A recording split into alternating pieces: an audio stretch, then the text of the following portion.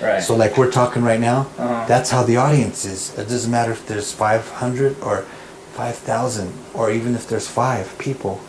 Treat them like a friend.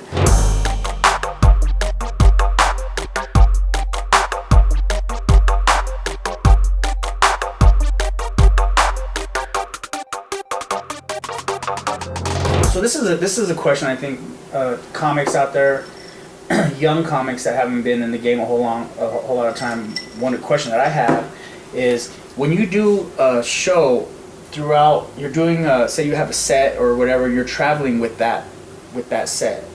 Like you have so much. I've seen you do. I've been on the road with you on a three city tour, and we did, and you always just change everything up. You're just. Well, I tell people this. I don't remember who it was. I think it was Jerry Seinfeld. It was somebody really, really well known. Said, try not to do your jokes in the same order. Because then you tend to get bored with your own act. Ooh, and he said, believe it or not, the audience consent. If you're bored with your own act, the audience can sense it. Right. Don't ask me how, but they can. Just like they can so sense if you're nervous. That's why I pick and choose at random. It's like in school you got to do a collage. They give you a subject and they say cut out a bunch of pictures from a magazine. Yeah, it's called a collage, right? Right. That's what I do with my jokes.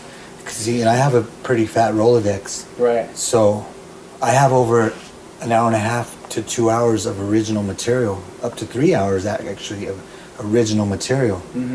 So I just pick and choose at random. So I'll write a couple of things on my hand or on a little piece of paper on a cheat sheet that I'm working on or that are fairly new, or maybe even some old stuff that the audience could relate to.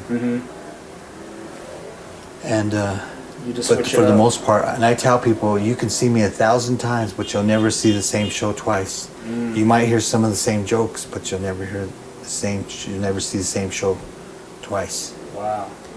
Picking the jokes based on the crowd, right? At random, it's kind of like a combination of filling out the crowd and something that I think might work for that crowd, and then also too just picking at random and just something comes up that I hadn't thought of for a while.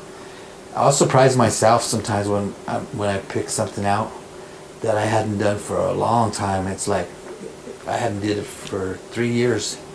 And it just comes back to me. You're able to execute the joke just like that? No, not just like that. Sometimes I'll be like, how does that joke go again? but I'll be thinking on my feet, you know. Right. And luckily, I mean, knock on wood, it hasn't happened yet to where I forgot. No. And see, that's the beauty of being a seasoned comic too. You know the difference between a professional and an amateur? An amateur makes mistakes. A professional makes mistakes too, but it goes unnoticed.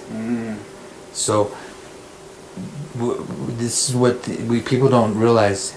And if you go to comedy classes or workshops or whatever, they teach you this, and it's true because you know what the punchline is. They don't. So if something doesn't work, just go to something else that does. Right. They don't know that joke didn't work.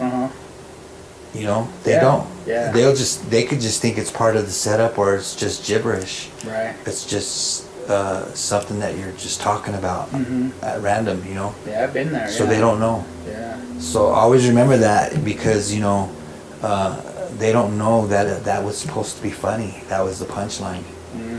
And then just go to something else that you know is.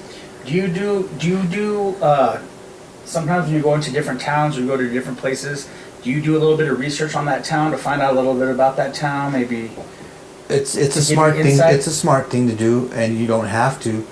I do a couple of jokes about like in Denver, it's Casa Bonita, the shitty Mexican food. Excuse my French, but yeah.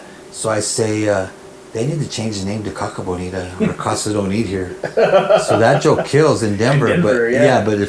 But sometimes if I ever feel like I want to do a joke about crappy food and Mexican food in that town, I'll ask somebody. I like going to the malls or to Walmart, the local Walmart or someplace before a show. So that's why if I have a show out of town I like to go there a little early so I'm not rushed for time and I get to rest in my hotel. And I do a little bit of research. Yeah. And I'll go, I like to, and then if I have some flyers or something, I'll help promote. I'll say, hey, you guys do anything tonight? Come and check out the comedy show, you know. And then I'll ask questions too. Like if I ask some local people or even somebody at the front desk at the hotel, I'll say, do you guys have a Mexican restaurant that has really crappy food here? And usually they'll tell me, oh yeah. Yeah. Los Cochinos or whatever. I don't know. Yeah, I do that too. I've been in towns where I have a dive bar joke, but I need 2 dive bars. Yeah. So I say, what's the 2 most dive bars I got in this town? I'm like, well, they're not really dive bars, but are 2 kind of whatever. And then I use those in the joke, and I don't even know what those places are, but the crowd. Well, you should always. I mean, it's always safe to have one as a backup, and then if that doesn't work, you can always go back in my hometown. The dive bar is really bad. You guys are lucky because this dive bar here is nothing to compare. And that's another thing too that we learned in the business. Don't ever bite the hand that feeds you. So in other words, don't talk too much shit about the town you're in. Right. Because some people might get offended. That might be a family-owned business for years and generations or something, and they might say, "Oh my God, I can't believe he just talked stuff about our business." Yeah, let's just leave, honey. This guy's not funny.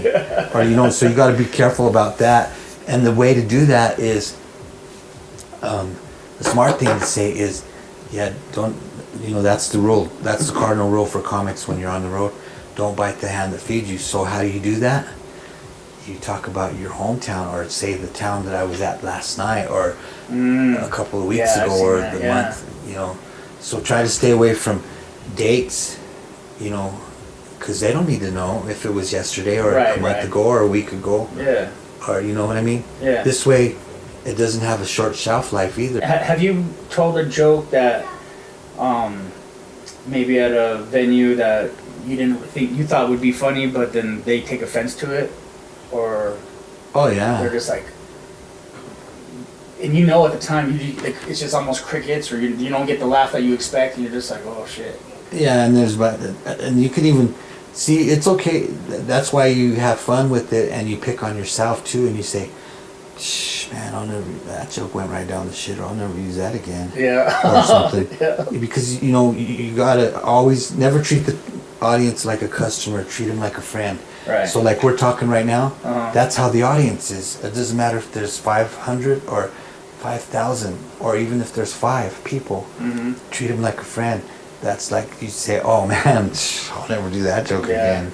That shit joke went right down the shitter." I've done that. But anyhow, that was dumb. But anyhow, they might.